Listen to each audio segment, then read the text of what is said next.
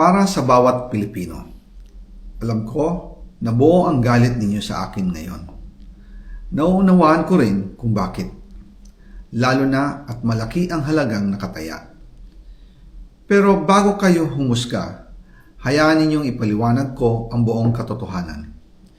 Matagal akong hindi nagsalita dahil may direktang utos sa akin.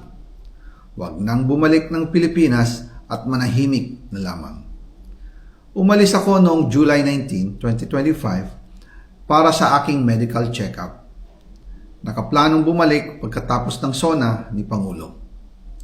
Pero habang papauwi na ako, tinawagan ako ni dating Speaker Martin Romualdez at sinabihan, "Stay out of the country. You will be well taken care of as instructed by the President." Noon naniniwala pa ako sa kanila, kaya't hindi ako bumalik.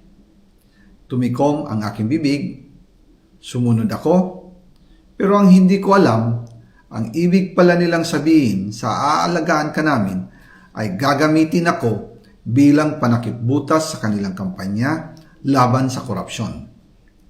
Ginawa nila akong poster boy ng kanilang sariling kasinungalingan. Ngayon, hindi na ako mananahimik, ilalabas ko ang lahat ng katotohanan. May resibo, may ebidensya, at may pangalan.